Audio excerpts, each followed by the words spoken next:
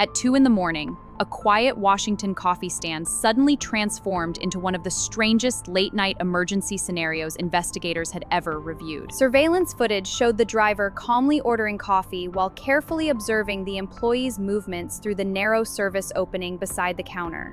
Then 19-year-old Ezekiel Guerrero unexpectedly extended himself through the service opening, triggering a sudden fast-paced emergency scenario investigators replayed frame by frame. For several tense seconds, the employee pulled backward defensively while the sedan remained beside the booth under relentless rainfall and flashing security timestamps. For several terrifying moments, investigators watched the employee desperately maintain separation while the sedan remained pressed beside the narrow service opening under heavy rain. Then the employee finally separated herself from the encounter, sealed the service window shut, and unknowingly preserved critical surveillance evidence investigators immediately reviewed afterward. Detectives immediately replayed the surveillance footage frame by frame, studying every movement surrounding the sedan and the late-night emergency scenario inside Lakewood. Then investigators noticed something unbelievable hidden inside the transaction records, because the driver had used his real personal credit card. He signed the receipt himself, unknowingly exposing investigators directly to his identity. Surveillance cameras captured the silver sedan traveling through multiple Washington intersections afterward. Investigators tracked the vehicle to Kent, Washington,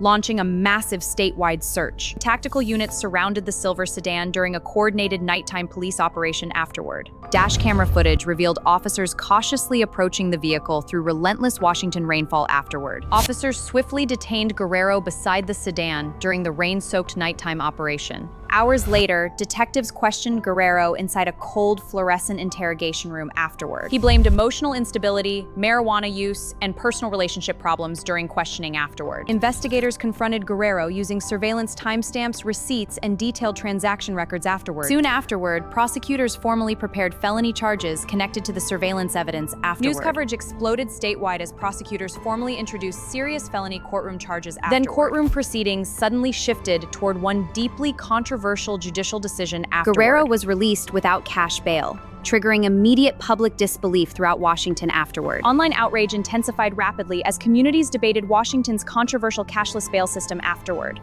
What would you have done inside that isolated coffee stand during those terrifying moments? Always remain aware during isolated late-night shifts. Trust instincts quickly and report suspicious behavior immediately whenever something suddenly feels wrong. Here at True Crime Vault, we investigate the darkest stories responsibly and always respect the victims.